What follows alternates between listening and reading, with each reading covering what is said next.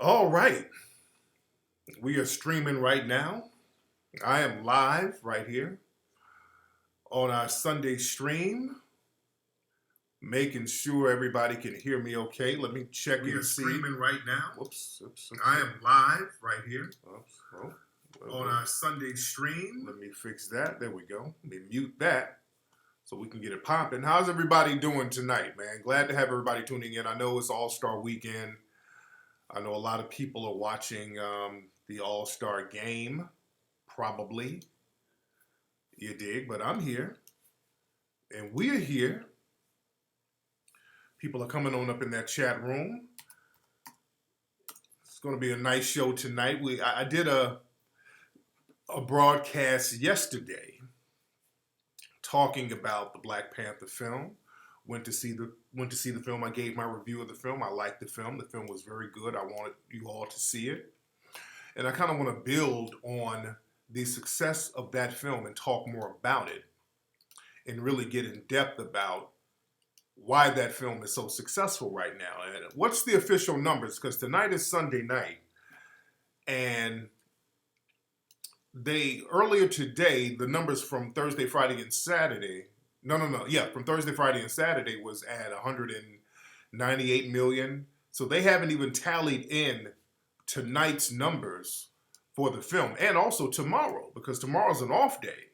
So people are gonna, no school, no work, so people are gonna be going to the movies tomorrow. So this movie, man, it could possibly hit 300 million this weekend. It can possibly hit 300 million. And y'all, I want y'all to get a little liberal with that super chat button right there. Y'all see that $ right there? Let's make something happen for the Melanoid Ministries, family. We're here. Let's make something happen for the Melanoid Ministries. But shout out to everybody in the room. You think it's going to be over it hit 300 million already? Oh, damn, I'm late. Hold on, let me check Box Office Mojo. That's how you can check the movie. Shit, I'm late then. Okay. We've had a party at the house for the boys. You know, my sons TJ and Nasir, their birthdays are like back to back. And we had a birthday party here at the house. A lot of people here. Let me see. Worldwide. Oh, damn. Damn. I'm looking at the numbers. The numbers have come in. Nigga. This shit almost hit worldwide. This thing almost hit $400 million the opening weekend. Man, I'm speaking too soon. This shit done already surpassed what I said. This thing, it's going over 400 million then. If that's the case. This thing is breaking records left and right. This thing is going to go over, it's going to make $1 billion. That's already known. It's going to make $1 billion. It's at 361 million worldwide right now. Killing the damn game. Crazy numbers, killing the game. It's going to hit $1 billion. It's going to hit $1 billion easily. And this is what I want to talk about on tonight's show. I hate when people are texting me while I'm talking. Bye-bye, y'all. Bye, baby. My daughter and her friend leaving. But this thing is going to hit $1 billion overall. It's going to hit over $1 billion, which is great. Said yay for white supremacist production. Nigga, you're in the system of white supremacy, so let's just keep it 100. But the thing is, what y'all need to know, black films, they've always sold more than what Hollywood like to make it out to sell. You understand? And that's what I want to talk about. I want to talk about the secret success of black films. Adina, you're funny. You're funny, Adina. I know, I heard. Live Free, I heard. Okay. I heard that. I heard that. But shout out to the brother from the Bay who directed the movie. Yeah, I'm not gonna even really talk about the movie. itself. I'm talking about the success of the movie. So I'm not going to give spoilers and none of that. I did a pretty good review, and people like the review I gave. So you guys can check that out. Ryan Coogler, shout out to the brother.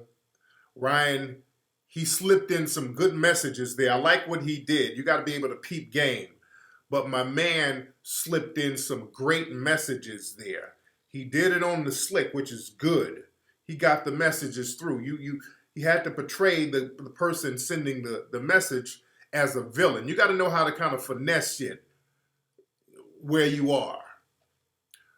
You got to know how to finesse things where you are. You got to know how to work the game where you are. You did?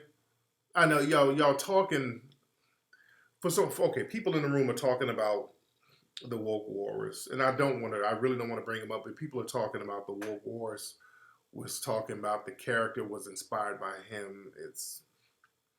This is what people in the chat room are saying. Okay.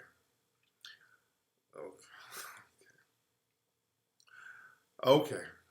Yeah, that speaks for itself. But this is what the folks in the chat room are saying. I don't even want to talk about the woke wars, but it's I don't even want to talk about it, but because I got bigger fish to fry. I know it's funny. I know, and I blame some of y'all. I blame some of you. Y'all know dude's ego is fucked up. Y'all stop egging dude on, man. That ain't. Now y'all know somebody going through some shit. Y'all, I'm a descendant of Wakanda. The woke warrior said the shit was about him. Every movie's about him. Shit, what are you talking about?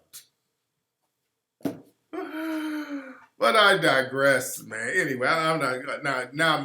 This nigga's gonna make a billion posts about me. So now that's y'all in the room. I don't. This nigga's irritating. So whatever. It's whatever. But I'm very happy for the success of the film. I'm very happy for the success of the film.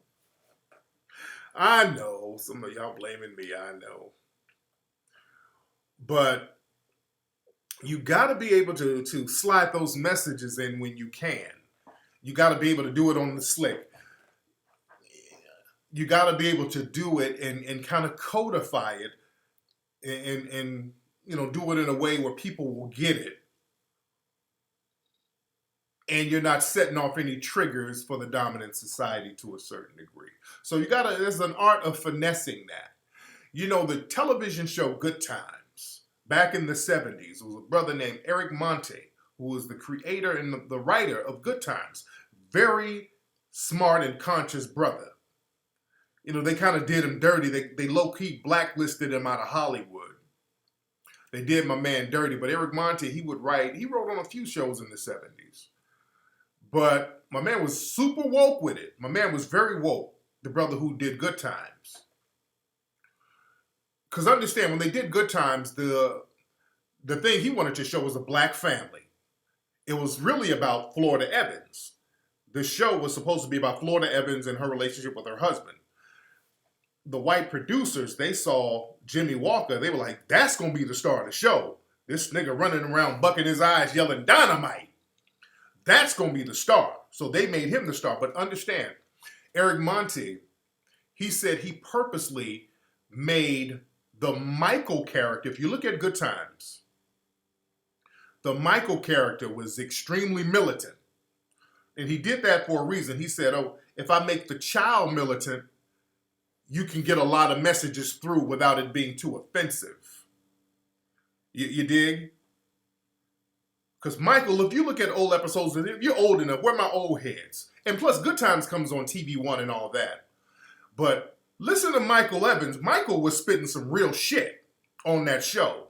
They put the real game through him. He was spitting some real shit. And the family, the older parents, the baby boomers, they were all, Mike, get out here with that militant, the militant midget. They would call him the militant midget. While everybody's cooning and clowning, this kid is dropping game. See, that kid represented us, our generation, because we were Michael's age growing up. And those baby boomers sounded like that. Understand, I want y'all to really you can get some good game off the show Good Times. Whenever you talk about empowerment, Michael was talking about empowerment, all types of shit. And Thelma was fine as a motherfucker, by the way, too. Thelma was a fine motherfucker. You dig? Thelma was the most finest, the baddest, naturally finest chick on TV. While you bullshitting, you can't find nobody on TV on a sitcom who was finer than Thelma fucking Evans. And she's still fine now. You understand? She's fine now. She's in her damn 60s. She's fine than the motherfucker now. Thelma was bad as shit back in the day, nigga. I challenge you to find any chick on a sitcom that was bad as Thelma. Naturally fine. Thelma had face, ass, titties, the whole shit. Thelma was the shit, nigga. That's why I tuned in to Good Times heavy. Before I even knew what puberty was, she brought my puberty in, nigga. But they had the serious messages with him, with Michael. He was the one giving the serious messages. Yeah, he was like, yeah, how come Jesus is white? Oh, Michael, baby, damn. Oh, the parents cooning it up, but he was dropping the science, and that was very deliberate. The writers knew, how to finesse that. You dig? So, in these shows, they got to know how to finesse certain characters and send messages through certain characters that will not be offensive to the dominant society, but you can still get the message out. You got to learn how to finesse that. You dig? You say JJ's still a coon. Yeah, ain't he a conservative? Wasn't he running around with Ann Coulter? So he's still bucking his damn eyes. And Jimmy Walker is still cooning it up. He's still bucking those eyes. You dig? Yeah, he a Republican, so he took the cooning off screen. You dig? But the movie's doing great. Black Panther. We're going back to Black Panther. The movie's doing great, and also let me go back to the '70s stuff. The movie, the shows back then. I was looking at the Jeffersons rerun the other night, and I was tripping on how much shit they got away with. I was looking at an episode of Good Times. It comes on real late, and I was like, wow, the shit that they can get away with then. It was amazing. It was amazing how they can get away with stuff. Because, see, like, for example, the Jeffersons, George Jefferson was supposed to be the antithesis to Archie Bunker. And the thing is, they finessed that as well. They said, okay, if George Jefferson is going to be the antithesis to Archie Bunker, George Jefferson is going to have to go there. Because Archie Bunker said some real crazy shit. It was a funny character. And it represented how the average white supremacist thought. But George Jefferson, go look at, and it was the first few seasons of the Jeffersons. Now, later on, the Jeffersons got watered down, and George Jefferson, he started cooning a little bit. They had to coon him out, and they had to break him down, and they had to make Florence put him in his place, the Florence character. But the first few seasons of the Jeffersons, George was raw. I was looking at an episode of the Jeffersons the other night, and Tom Willis came in, and George was going off like, "You big hunky!" He was just calling them all types of hunkies and crackers. I'm like, wow. I forgot how raw George was. George was on Tom Willis's ass. Heavy. He called that motherfucker all types of hunkies. I'm like, God damn. It's those first few seasons of the Jeffersons, George was nothing to fuck with, man. And nobody could really say nothing. Y'all can't say, oh, this is offensive, because people will say, okay, well, look at Archie Bunker. Y'all got Archie Bunker saying the same shit. Yeah, he would call the kids zebras. George was a fool with it. You dig? See, the Jeffersons was the origin of the bandwagon. Nah. Man. But we're going back to Black Panther. So Black Panther, man, is doing excellent numbers right now. About to do 400 million in the first weekend, and they projected that. But this thing is doing phenomenal numbers. And again, there's always been this secret success of black films that people don't want to talk about. Hollywood don't really want to acknowledge it like that. They'll try to act like it's some kind of one-off, but they deliberately limit the promotion of black films. You understand? They've always done that. They've always low-key sabotaged black films. They've always done that. You know, they'll get a black film, and I've talked about this for years, how they'll put a black movie out and people go to the theater and buy a ticket for a black film, and it's another damn name of a movie on it. So they can try to boost the numbers of another movie. You understand? Just like, and somebody made a good point. The population of black people in America, I do not believe that is only 13%. I don't believe that. I think there are more black people in this country. They have to downgrade that to make it seem like we don't have sufficient numbers. I think that's bullshit. I think there are way more black people in America than they give credit to. You dig? But there's always been a secret success of black films. And the ones they'll acknowledge are the ones that are like slapsticky, you know, like Tyler Perry, stuff like that.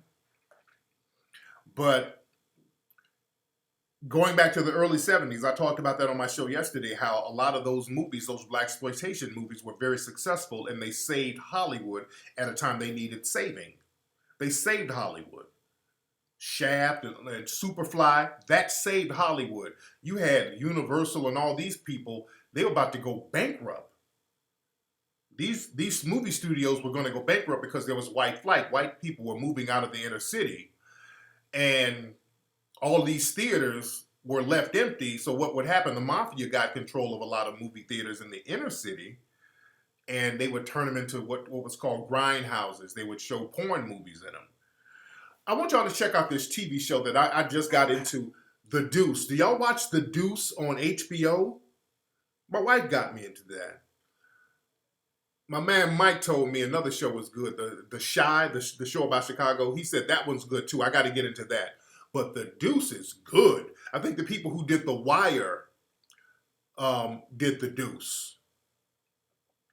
The Deuce is some gangster shit, some old school pimp player shit, man. It's, oh, nigga, you seen Sweet James? The Deuce is hard, man. The Deuce, that's a good ass show. The Deuce is good, man. Good show. And they show those theaters. You see they got the hoes in there turning tricks in movie theaters. You dig? Yeah, the Shy's on Shot. I gotta watch that too. I heard it was good. I gotta watch that. But The Deuce is the shit though. But in that they show Pimpin' and Horn taking place in the early 70s in New York. And they show these porn theaters that's mafia owned, and women just going there turning tricks. So a lot of these, yeah, Tariq Trotter from The Root, he's in that. He's in The Deuce. Method Man is in The Deuce. That's good show. But the point is, they show what was going down in some of those movie theaters in the early 70s in New York. And because they were so desperate to get people in those theaters, you know, they would go get they would get those cheap movies from China. That's why we had all those Chinese movies in the early 70s, those karate movies, and the blaxploitation movies. People would flock to see these movies now because black people can go to the theater, we can enjoy ourselves, we can hoop and holler and all that, and we can see our images in the film. We could see us killing the bad guy, us getting the girl, so we could see that, and that made a lot of money. Even though the movies were cheaply produced, people didn't care about quality. You know, they just wanted to see themselves on film, and that made a lot of money for Hollywood. That saved Hollywood. That helped Hollywood build their weight up, get their money back up, and then they started investing in movies like Jaws, Close Encounters, and Star Wars. Understand, and there was an old saying in Hollywood, the blaxploitation movie funded Jaws. That's an old saying that they talk about out here. Jaws was funded on blaxploitation dollars because understand, in the early 70s, a lot of the white movies were kind of flopping, like Willy Wonka. That was a flop. There was a lot of white movies that were put out that weren't. The Godfather did okay. It did not okay. It did good, but there were a lot of white movies that were flopping. So when those white movies start flopping, hey, black folks, they come right to us. See, a lot of people will build their foundation on us. You dig? A lot of people will build their foundation on us because we'll be consistent when it comes to a certain genre or something. We'll be very consistent about it. Just like a lot of those networks. Understand, you notice a lot of networks like UPN, that built this audience of black people. Understand, yeah, Scarface, the movie Scarface flopped. Scarface was a flop. Black people really revived that. Dirty Harry was a flop in 1971. Yes, it was. It became, a cult classic later on. But understand, Fox, let's go back, let's fast forward. Fox News. Not Fox News, but the Fox Network. The Fox Network was built off the black audience. Understand, when Fox first started, they had Arsenio. Remember, Arsenio was on Fox first. It was like the Late Show or whatever with Arsenio Hall. Then he got with Paramount and did the Arsenio Hall show. But when Fox came out at first, Fox had Arsenio Hall. They had In Living Color. That really built the weight up of the network. There was a couple of other black-themed shows that were on Fox. Martin.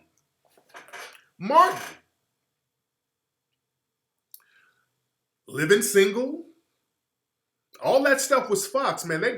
That helped Fox get his weight up, and we were loyal to that, man. We were loyal to that. That helped build Fox's weight up. You did? New York Undercover. Yes, Scarface flopped. A lot of folks don't know Scarface flopped. Yes, the show Rock. That's right. The show Rock was on there. And we were loyal to these shows, so that built their weight up. See, they don't want to acknowledge the power of a black audience. Where you going, sweetie? What's up, baby? Come here, sweetie. Say hello to everybody. What, are the boys sleep? I know they sleep as tired as they were. Yeah, seriously. Up a little bit. Did TJ go right to bed? Sleep? They sleep. Seriously. I know Mateo sleep. Because he was like just stumbling around. Say what's up, everybody. Man. Oh, headache. You got a headache, all the people? All the vibes. What's up? This is Queen Flex. What's up? Queen. What's up? What's up, Lexi? What's up with it? When your forehead looks. Don't care about Yeah, Lord. Everybody ate all the cupcakes? Yeah. Okay. There's one, I think, in the refrigerator, actually. Okay. There's some cake left in it. Okay. Yeah, that salad was good. Man. But, now what was I talking about, family? What was I talking about? I was talking about the success of those networks. When I said it was a Coochie Berry. Did you take a video of Happy Birthday? I did. I got that. I'll send it to you. I'll send it to you. The peanuts cute and fine. Yeah, aight. Thickums, please. Hey, gorgeous. Lord, y'all don't gas her head up. She's so beautiful. Please. Gas whose head up? Peanut sexy as hell. Where he said, Peanut turned into a big girl. Fox had Pump It Up with Sister D Barnes. Yep. But those shows really helped the weight build up Fox News, and they've always underestimated the power of the black audience. They've always underestimated the power of the black audience because they don't want to be in a position where the black audience will dictate the success or failure of a network or a film or whatever. This is why we got to understand our buying power. We got to understand how our buying power works. And the thing is, when it comes to film, when I had Michael Jai White on ISM Radio, we talked about the lie that they like to promote, that black films don't do well overseas. Because Michael Jai White, he's like, look, I go all over the world, man. They mob me when I get off the plane. They just don't promote certain films like that overseas. And even here, they got to promote the white American hero. They go overboard. They put more dollars in promoting that. And whatever you promote, it will become successful. If you promote something a certain way, it will become a success. You dig? They just don't promote anything that's any way empowering as far as black people. It's always, some buck dancing coon shit. And that will sell overseas. Something where we're subservient. Again, when me and Peanut, we were over in Malaysia. We were in Bali.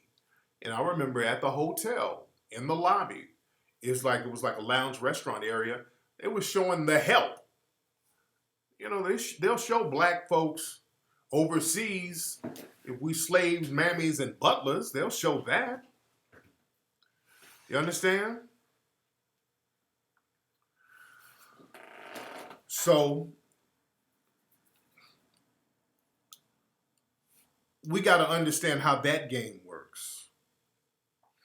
And we got to understand how there are a lot of successful projects that get sabotaged. Like even with Black Panther, at a theater in Baltimore, they canceled a bunch of showings and didn't explain why.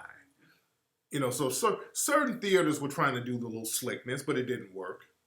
There was too much of a demand. And also, white people and people in the dominant society, they wanted to see the film.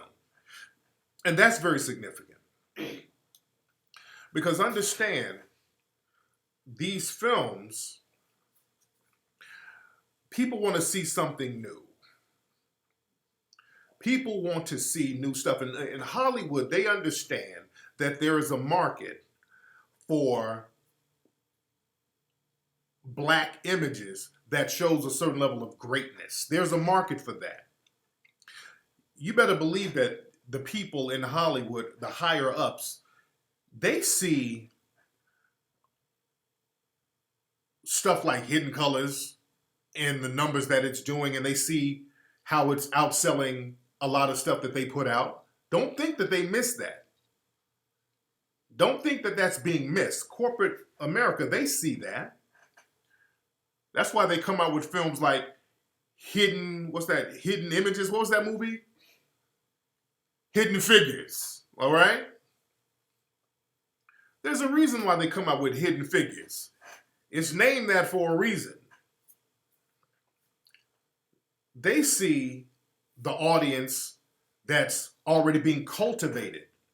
And they see that there's an audience for that. They see that people want to see positive images of blackness. They see that. There's a market for that.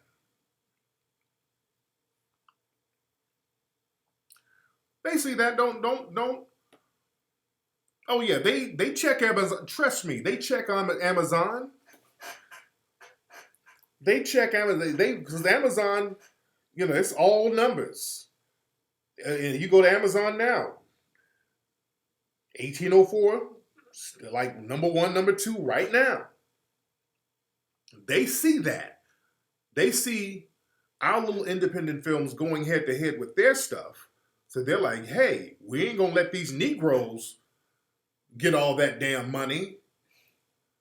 Shit, damn that. They understand dollars and cents. So they got to go to the drawing board and say, okay, how can we tap into some of that money or those films that's all about empowerment? How can we tap into that while having our agenda? We don't want to empower them too much, but we'll give them the Obama treatment. That's why I say Black Panther. The Black Panther character was basically Barack Obama. Why? And I talked about that on the last show because basically he didn't really harm any white people. And the character was basically on some kumbaya thing. And I broke that down on my thing yesterday. I talked about how the Black Panther character was basically Barack Obama. He was on some All Lives Matter thing. And his antithesis, Killmonger, was on some Malcolm X, Marcus Garvey, Khalid Muhammad. He was on some rah-rah shit. He was spitting some real talk. And the main character, Black Panther, was like, oh, no, no, no. I can almost hear Obama's voice. Oh, no, that's not who we are. We here in Wakanda, we don't do that. It was that type of energy. Not only was he like Barack Obama, did y'all catch the part in Black Panther? And this is not really a spoiler, it's just a line in the movie. There was one line in the movie where the Killmonger character said to Black Panther, hey man, you got all these resources here and people who look like you, we suffering all around the world. You're not helping us. You see we're suffering. That's like black, quote unquote, the Black Lives Matter movement talking to Obama. Because that's what we said about Obama. Hey, Obama, you see us suffering out here. You're not doing anything. And the Black Panther character, T'Challa, he literally said, well, I am not the leader of the West. I am the leader of Wakanda. That sounded like, well, President Obama ain't the leader of black people. He's the leader of all people. He's the leader of America. That's exactly what that sounded like. That's exactly what that sounded like. When he said that, I'm like, oh, this motherfucker is really Obama. They said the character showed growth, though. Well, at the end, y'all saw him doing things in the community, but what some people got out of that was the character doing things in the American community so that there wouldn't be another Killmonger rising up. You know, keep people kind of pacified, give them some nigger trinkets, and keep a Killmonger or another black radical from rising up. See, that's another message you could get from that, by the way. But again, I just want to talk about the numbers of the film and the success of the film. You dig? And I'm not giving no spoilers. What the hell is that, Peter? You gotta turn that down, Peter. But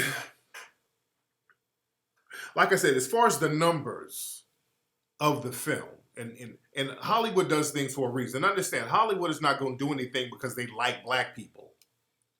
Let's be very clear. Hollywood, they're not putting out these movies because they like us. See, there's a lot of Negroes out here crying like, oh, thank you, Marvel Comics. Thank you, Lord, for showing us who we are. Thank you, you showing us who we is. Nigga, sit down. Motherfuckers all at the theater dancing with the African tribal dancers. Umbaye, umbaye, umbaye. Now sit your ass down, all right? And sit the fuck down with all that. Because the thing is, they ain't doing it because they like you. Understand why they're doing this movie. See, that's another thing. When they put this movie out, they show positive images of black actors and all that. That kind of gives the impression, okay, look, black America, America ain't as fucked up and racist as the world thinks we are. Look, we got Donald Trump. We got the most racist bastard in the White House ever in the history of America. But we got Black Panther, so it ain't that racist. If we were racist, would we put out a movie with all of this black empowerment? You dig?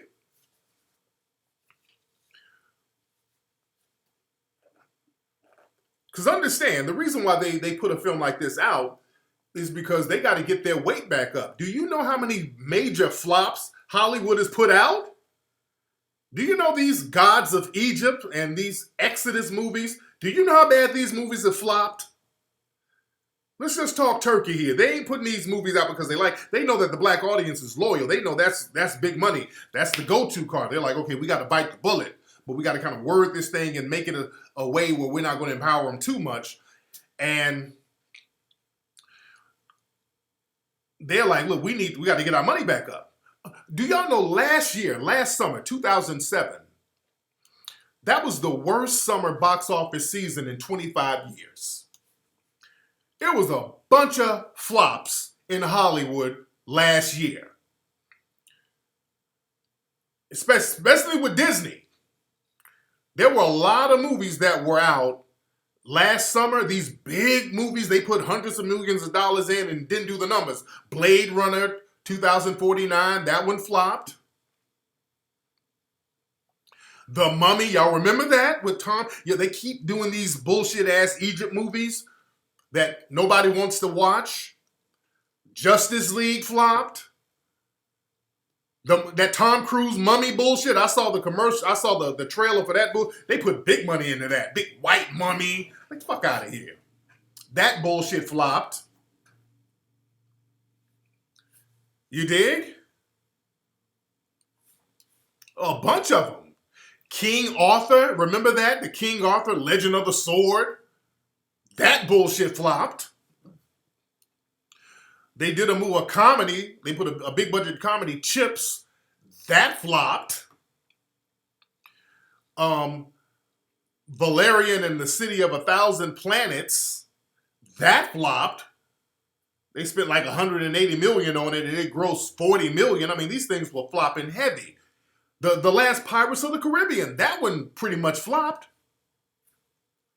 The last Pirates of the Caribbean, the Dead Men Tell No Tales, I think that barely broke even, which flopped. That's a flop.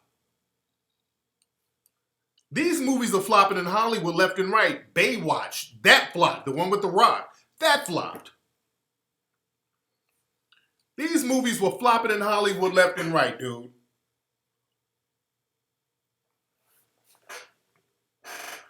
Did Transformer flop too? Smurfs flop? I mean, big budget flops. Floppity flop, flop, flop. The Mummy was trash. I knew that was trash. I knew that. These movies are flopping left and right. Last summer was the worst for blockbuster movies. The worst in 25 years. People, you don't want to, they trust me. They want to show some white empowerment. They keep trying to reboot and repaint history.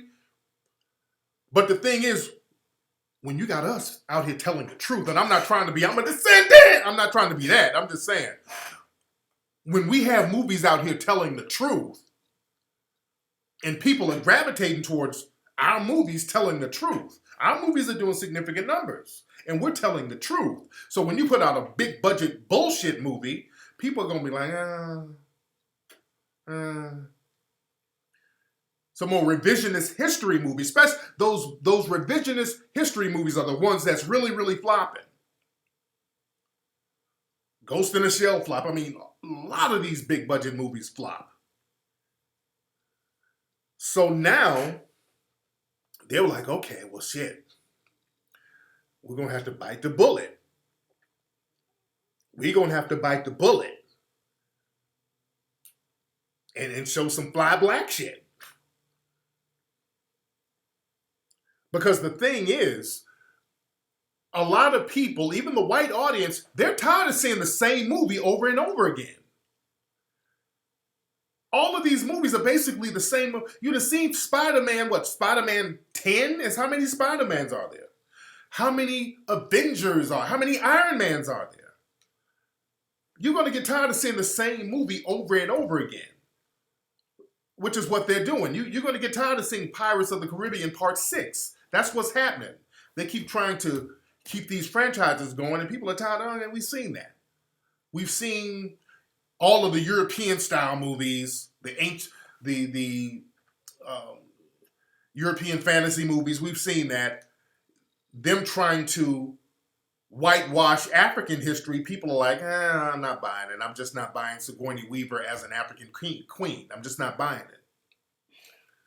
I'm not buying it. So the thing is, the audience, even the white audience, they want to see something different. And what they never show, and they've never had a real big budget movie that showed African people in really a positive light. If we're going to be real, there's never been a real big budget movie that showed somewhat of African culture. Now, some people might say, well, Blade was a movie with a black star, but the thing is, Blade wasn't about black culture. Understand, Blade was not about black or African culture. Blade was about a lone vampire who had no culture. You understand?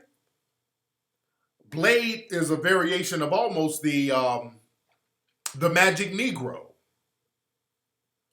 Blade, and Blade was a good movie. I'm not saying that it was no coon shit. I'm just giving you the white supremacist society, they're cool with a magic Negro, meaning a black person who's almost magical, who comes from a magic place, who doesn't really have a black background. He just kind of shows up and does shit. He doesn't have a black mom, black father, black sister, black brother. He doesn't come from black culture. He just kind of shows up. Blade was just black. Blade was just a black lone wolf. He had no culture. Just happens to be black. He just a vampire that happened to be black. And his mentor, the guy who's making all the little serums and shit, was a white dude. You did? So they had no problem with that.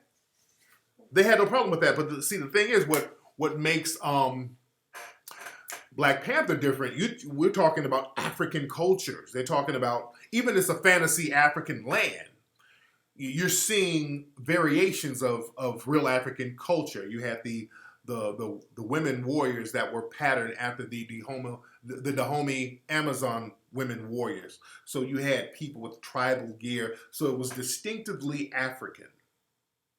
Even though it was a fantasy place, and that's the thing that will satisfy the mentality of the white supremacists who might see that movie. Because in their mind, and that was very smart for them to do this, in their mind, the white supremacists can feel good about being white supremacists by watching this movie by saying, well, hell, Wakanda ain't even real, so I'll enjoy this shit. Ain't no Wakanda, so this movie is great. This is just some fantasy shit. You dig? Like if it was set in a real country somewhere, then that would be somewhat of a problem. But since it's a make-believe land that Stan Lee made up, they're good with it. You dig?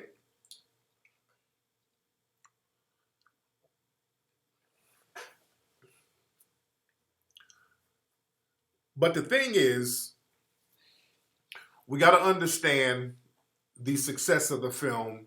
There's always been that audience there, globally. There's always been, okay, hold on, wait. This one person, I'm going to have to get him out the room. He's trolling. Hold on. This Clyde nigga, because you just, Clyde, I'm getting you out the room, nigga. You're just doing anything to troll. Hold on. Why can't I block your stupid ass? Okay, hold on. Let me block this nigga personally, because you're getting on my fucking nerves, man. How come I can't block this Clyde nigga? Put in timeout. I don't want this nigga in timeout. Okay, I'm gonna just block that nigga altogether. There we go. All right, he's getting on my nerves. All right. Okay. What's up, Tekken? There's a lot of folks in here, man. We're almost 3,000 deep in here. Okay, I got him out of here. I got that Clyde nigga up out of there. I got him out the room. And y'all hit that super chat. There's a lot of folks in here. How come y'all not hitting that super chat button? Let's chop it up. Hit that super chat button. Y'all see that $ over there? Hold on, where's my prayer rag? I'm gonna have to get my prayer rag out. I can't find my prayer rag. I have to find my prayer rag. Hold on one second. Y'all bear with me for 1 second, because sometimes dumb nigga shit messes up the flow of the room. But the success of the film, that's something that we should be building on, and we should continue that, because again, that audience has already been there. That audience has been there for a minute. And my thing is, what's interesting, Black people, we got to stop waiting on the dominant society to validate some shit for us. Because understand, I've been doing the Hidden Colors series for 5 years, very successful. A lot of these shea butters at these Black publications, I'm doing the Hidden Colors series, it's successful. What they say, that's that Hotep shit. The Black publications, many of the Black media, which is white-owned media, not only do they not promote the Hidden Colors series, even though it was a success, it is a success, but the Black the Black minions of white supremacy media, not only will they not promote it or speak highly of it, they actively try to sabotage it by speaking negatively of it. Remember, with the Hidden Colors series, they be like, that's that Hotep pro-Black shit. Get that Hotep pro-Black shit out of here. Get that pro-Black bullshit out of here. Now that white mommy and white daddy has co-signed African culture, these same shea butter moist niggas and shea butter bedwenchers are the first ones in the theater with a goddamn dashiki and some African dookie braids and Egyptian musk body oil and a drum. You dig?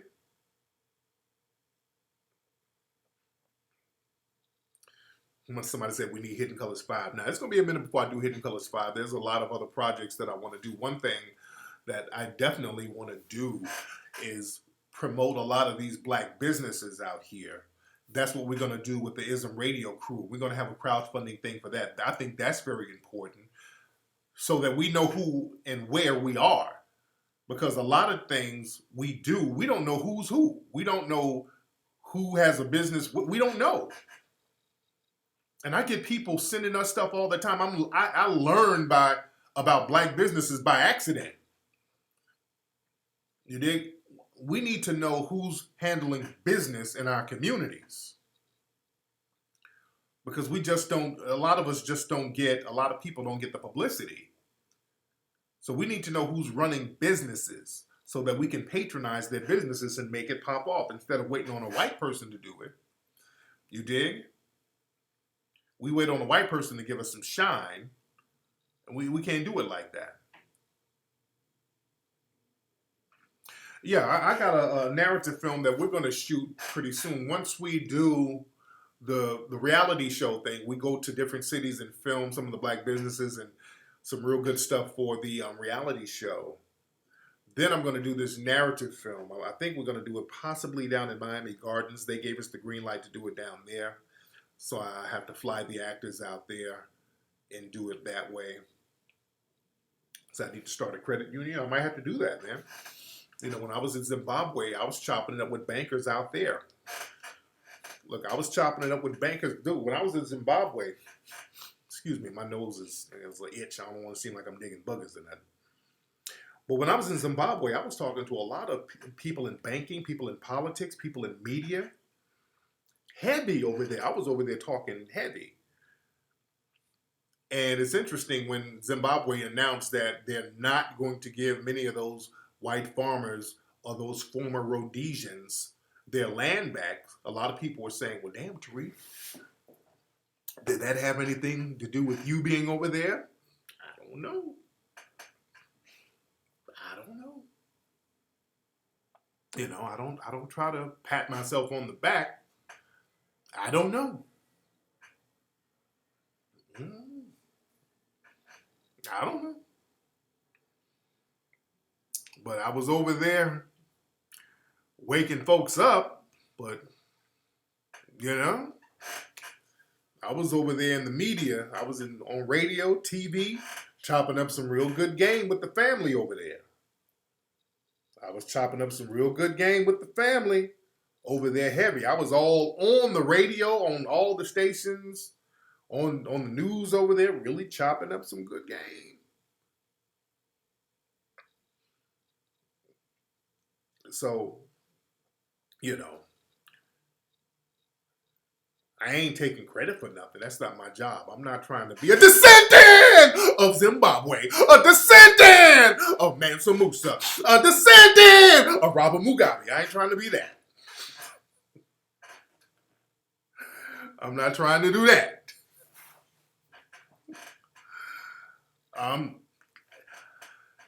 I was just over there giving spiritual support. I'm just giving spiritual support. That's all I'm doing. I'm not about to start taking credit for shit. No. You know, people ask me, I don't know. I don't know.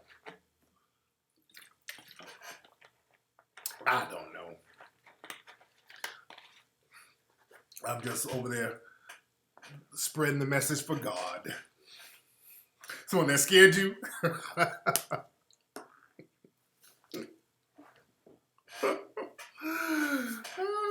Lord. I miss Zimbabwe, man. I really want to go back, man. I want to go back and eat the food. I want to take the family over there. I really like Zimbabwe. I really enjoyed the people over there, man. The love was amazing. And, you know, I traced my DNA back to Mozambique. That's probably why I felt so at home over there with the people. But I really enjoyed it over there. Yeah, I did. I loved it over there. Mozambique is not that far away. It's right next to it. It's right next to it. Man. But oh yeah, tomorrow we're doing the video. We're doing the music video. You dig? In Hollywood. We're gonna have a good time. Y'all email me if y'all are in LA. Again, if you guys are in LA, y'all come down to the video set. We're filming in Hollywood at a club in Hollywood. Y'all hit me up. Go to kingcasting@yahoo.com. kingcasting@yahoo.com. kingcasting@yahoo.com. If you are available, we need a couple of females to do the body painting on. The director wants to have a shot with some body paint. Ladies out here, if you're not shaped like Sarah Sanders Huckabee, email me at kingcasting@yahoo.com so we can do if you're available for the body paint. That'll be nice for the video. kingcasting@yahoo.com. Hit me up. Ain't no beef, man. Ain't no goddamn beef. What's up, Ola? Everybody shout out to Ola. Ola in the house. Man. You said you're surprised when the Breakfast Club didn't promote the Haitian Revolution. You're very surprised. I don't know. Well, they know where I am. The Breakfast Club know where I am. They know. They all follow me. But, yeah, support the Black Panther. Support all that, the fly black shit. Support all of that. You dig? Support all that. And, you know, it's funny to hear these white supremacists say so mad over Black Panther. They got all these videos whining and complaining about Black Panther. And I know Rotten Tomatoes, they had to do something where a lot of these people couldn't put up reviews because they were planning on hating on the film. Well, these white supremacists are desperate. Just like that Nicholas Cruz dude. A lot of people are talking about Nicholas Cruz, that white supremacist who shot up the school, and they've been caping for his stupid ass. They've been making every excuse in the world for this dude, Nicholas Cruz, this white supremacist bastard who shot up 17 people. They're still caping for this guy. The white supremacists are talking about he's not a real white supremacist. That's a hoax. That's a crock of bullshit. Every post this fool made on the internet was nigga this, nigga that. I mean, he was a hardcore white supremacist. He was a hardcore white supremacist. They just did this gun protest in Florida, and I tweeted something. I'm like, that's just deliberate bullshit. That gun control march, they're not about to do nothing with no guns. They're never, ever, ever, ever, ever, ever, ever going to disarm white supremacists in America. They're never going to take their guns. They're never, ever, ever, ever going to take their guns. Never. The gun is the artificial penis for the white supremacists. A gun is the artificial black penis. That's what Dr. Francis Cress Welsing taught us. The gun is the equalizer, meaning equal to the black penis. The gun for the white supremacists is an artificial black penis. Dr. Welsing broke that down beautifully. The way they wear the gun, the way the gun's shaped. The gun is worn on the hip. The bullets represent sperm. It's real deep the way she broke that down. The gun is the great equalizer. Equal to who? Equal to people who have the genetic capacity to kill them naturally, meaning the black male. Black male sperm is bullets to a white supremacist because in their mind, the sperm of a black man can kill off the white genetics. black sex, especially from the black male, has always been looked upon as a weapon. That's what black folks don't get. This is why they're in constant warfare with us. Black folks are like, well, damn, why they in warfare with us? I ain't doing nothing. I'm just trying to live my life. All that matter. That don't mean nothing. That don't mean nothing. They look at the black penis as an object of war. That's why when they lynch black people, they would cut that penis off. That was very significant to them. That was very significant to them.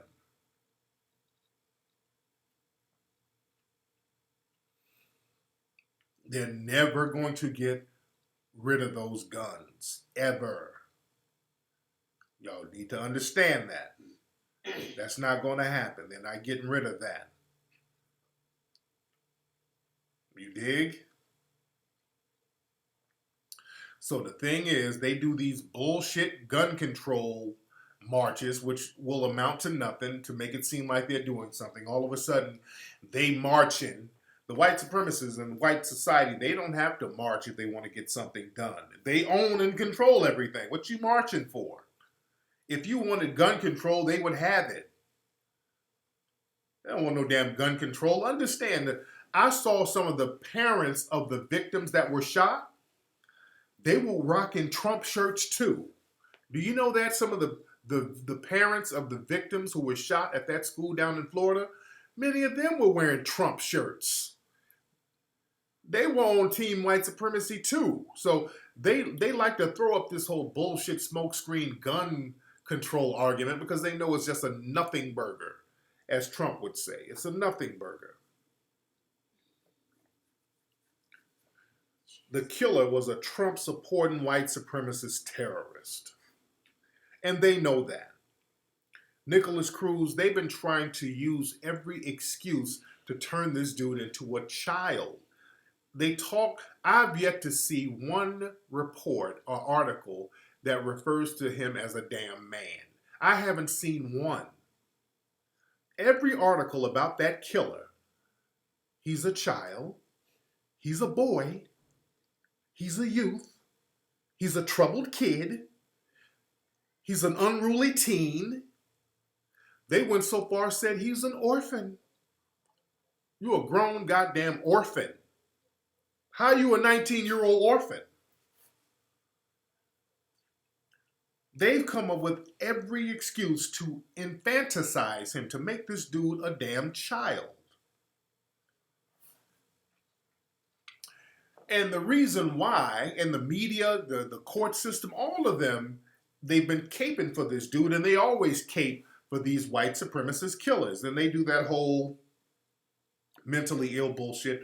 That's the Crockett game. And the reason why, you have to understand, because a lot of these people in the dominant society, they keep calling him a child because what they're really saying is, well, that's my child. That's how my child is. See, they see their own children in him. They see their own children in him. That's how their children act. Understand, he's not an anomaly. He's not something that's unique. A lot of white supremacist children or teens or youths are just like him. They sit up online all day talking shit about black people. There's millions of people who do that. You go put on some Xbox Live and you play a game or Xbox or whatever. You got a bunch of white supremacist kids. Fuck you, nigger. You fucking play like a nigger. Yeah, I'm shooting them like I'm shooting the niggers. Yeah, you fucking nigger. I'm gonna kill you like a nigger. It's just nigger fest with these 5 and 6-year-olds. He's their child. That's how they look at him. They look at him as, that's my kid. He's my child. And in a system of white supremacy, understand, a white child can do no wrong. You understand that? In a system of white supremacy, a white child can do no wrong, whereas a black child deserves to die if he's not obeying. If a black child isn't obeying, well, The white supremacists say, well, the black child deserves to die right there on the spot, and shame on his nigga parents for raising him fucked up to make me kill him. Understand, our sister Corinne Gaines, her family just got, what, $37 million because the race soldier busted in the house, killed her, and deliberately shot her 5-year-old son. That's where they're getting the money from. They shot her 5-year-old son in the arm. They went in there and shot a fucking 5-year-old, dude. This is how sick these bastards are. But when it comes to the white youth or the white teen or whatever, he's a baby. I know he shot 17 people, but he doesn't know any better. That's just how he is. He just needs a little nap. That's just how he is when he's a little irritable. He's just irritable. The white kid can do no wrong in a system of white supremacy. Black kids, oh, that nigga deserves to die, lock him up and throw away the key. But you see how when people in the dominant society are out and about with their children, the white kids be acting a damn fool. And listen how they talk to him. Billy, don't set that on fire, Billy. Billy, you're going to get a timeout. And the kids be talking crazy. We've seen them. We've seen these kids. They be talking crazy to their parents. Mom, you're being a fucking bitch, Mom. Billy, you're not going to get any Baskin and Robin if you have the potty mouth. Mom, just give me the fucking ice cream and stop being a cunt. Billy, you're not going to get a Capri Sun if you're going to keep the potty mouth up. You can do no wrong as a white child. You can do no wrong. A white child can't do shit wrong. You dig? They let them roll and do whatever. They burn down the house, shoot up the school. Billy, if you shoot up the school, you're not going to get any true move. Do you want your true move? Mom, give me the fucking true move. I'm going to shoot up another fucking school, Mom. I want my fucking true move. And I want to watch PJ Masks, Mom. Stop fucking around.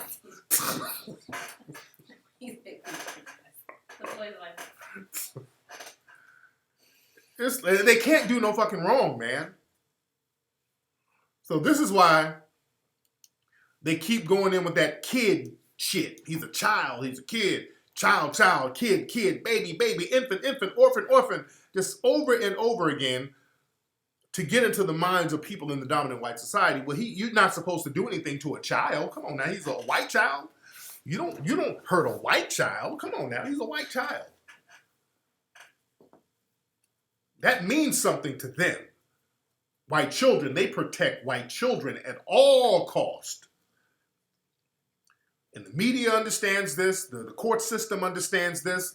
They protect white children at all costs. So this is why there's such a desire and need to make this dude a fucking child.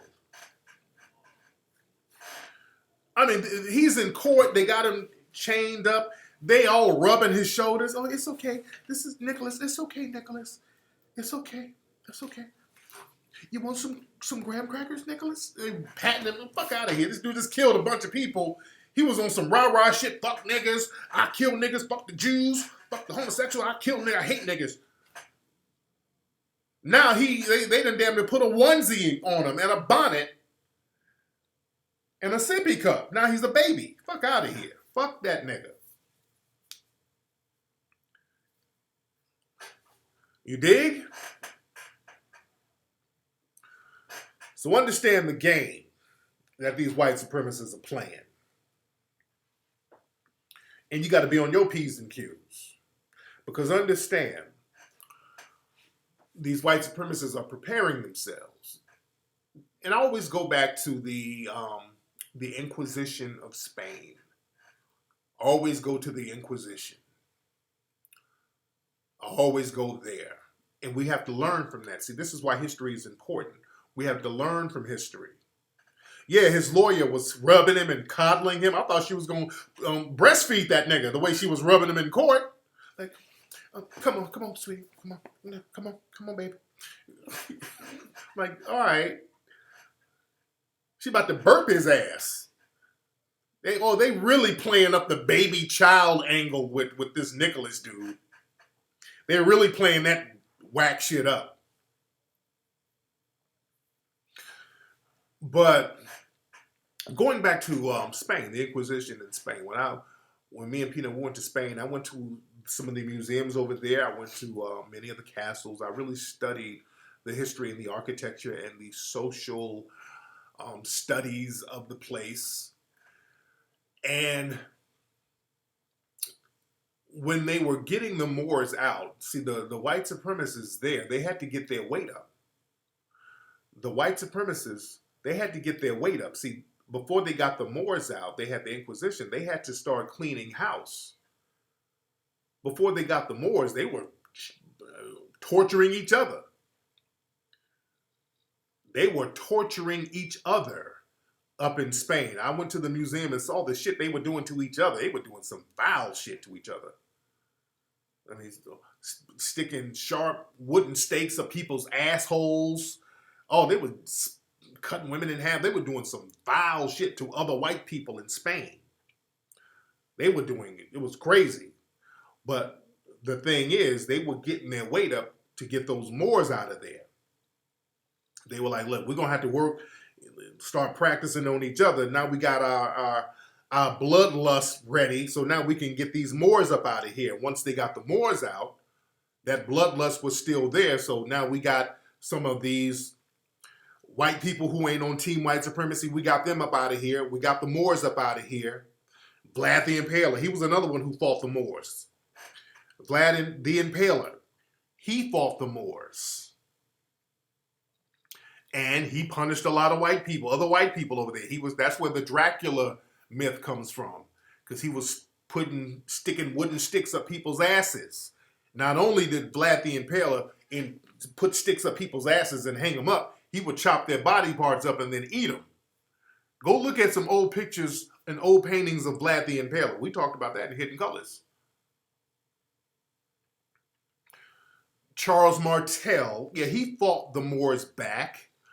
The Moors, and the reason why the Moors were trying to go over in France, the Moors underestimated Charles Martel.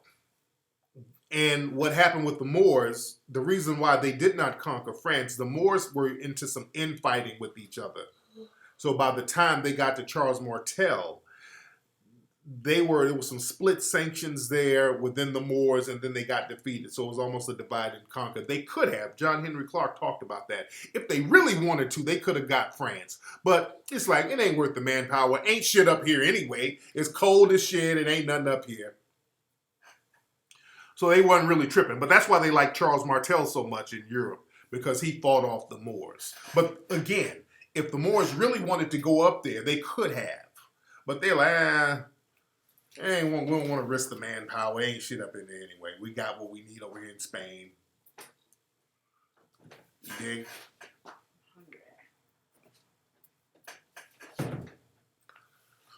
What you say, the Moors were mostly swarthy rather than black? That's a crock of bullshit, Bill. You can stop that lie. The Moors were jet black. The Moors who went up there in Spain, especially in 7-Eleven, every description talked about how jet black they were. Almost all the contemporary descriptions of the Moors, they went on and on how black they were. They black as hell, black as ink, black as midnight. They just went on and on about how black they were. So you can stop with that revisionist history shit. All right? Swarthy means dark. All right? Even the word Moor itself means black. But Vlad the Impaler, he was another one who fought the Moors off, and he was over there punishing other white people. He was getting his bloodlust up. That's where they get Dracula from.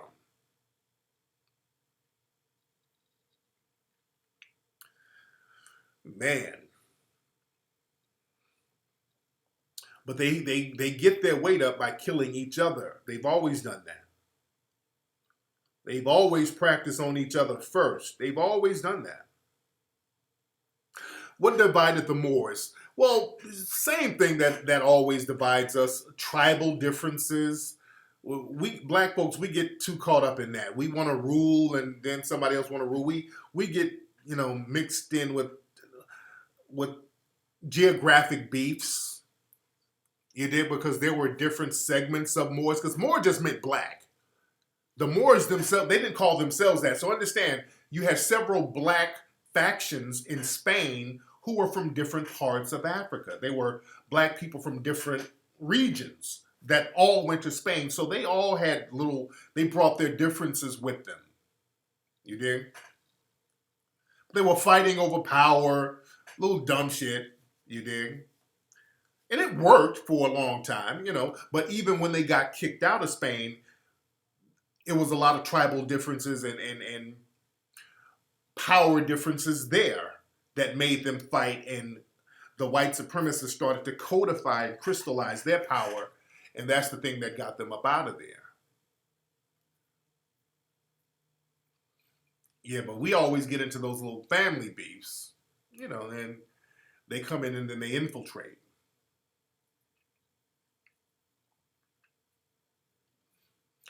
Yeah, the Moors was up there banging all the white women up there in Spain. They started fighting over them white women. Speaking of fighting over white women, I saw Nelly Furtado was trending earlier. And there's a bunch of black people commenting on how thick Nelly Furtado got. Because, Nelly Furtado, she done gained a little weight. And she's always been a thick white chick. But, boy, when a white chick gets a little ass or gets thick, boy, niggas just lose their mind. She's trending because niggas talking about how thick she is. Like, oh, damn, Lord Jesus. Something thick and white coming on. That's how they can control. They can control a whole region of Negroes by sending in thick white women. Boy, niggas don't know how to act. When a thick white woman walk in the room and she can come in and disarm every Negro in there.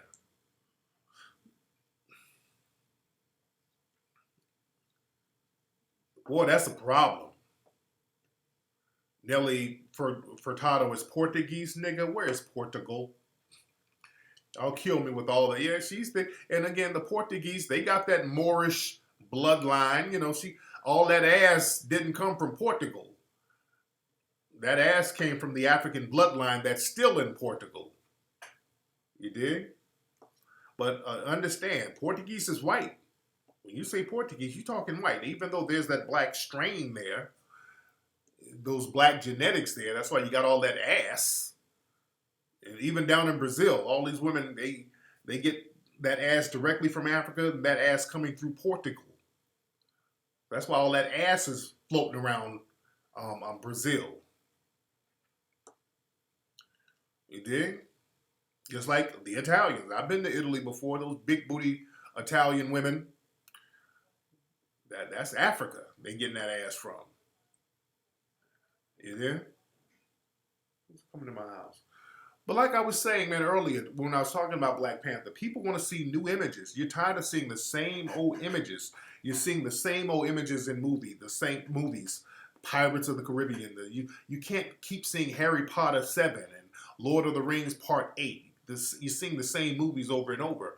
With Black Panther, it's something that you've never seen on a big budget film. So the uniqueness of that is refreshing. You get to see a lot of fresh faces, or fresh characters, rather. You get to see it in a different setting. Because, again, most movies, and I've always said there has to be like a cartoon, and I predict this might happen next, a cartoon, a Disney cartoon set in Africa somewhere. I see that because, you got these themes. Like Moana. Moana, the theme is the Polynesian islands, Samoa, Hawaii, Tahiti. What other movies? Like Rio, the theme was Brazil. You have these movies that set in these places. Kung Fu Panda, it's set in the Orient. So the next thing that would make sense is if there's a movie set somewhere in Africa, a cartoon. Like Princess of the Frog, that was down in New Orleans, I think, right? The Lion King, that was in Africa. That was huge. That was huge. Coco, that was another big movie. My son loved that movie. Coco was set down in Mexico. From what I understand, the brother who directed the Black Panther, brother Ryan Coogler, I saw an interview where he was talking about Mansa Musa. So that's why it clicked on me. Okay, this is why when I saw the movie Black Panther, I saw some of those remnants, that those artifacts that look like they came from Mali, because he's aware of that, and he was talking about how he wanted to do something about Mansa Musa. That would be real fly. That would be real fly.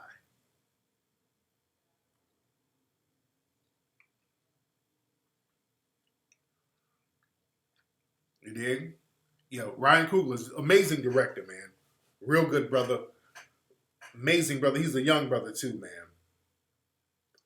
But doing something about Mansa Musa would be great. That would be a major blockbuster. Something about Mansa Musa would be a major blockbuster. Yes, the button, you see that dollar sign down there? Y'all hit that. Anyway, let me get ready. I got to start getting stuff ready for the video shoot tomorrow. Y'all want to come down to the video shoot? Players, ladies, y'all want to come on through?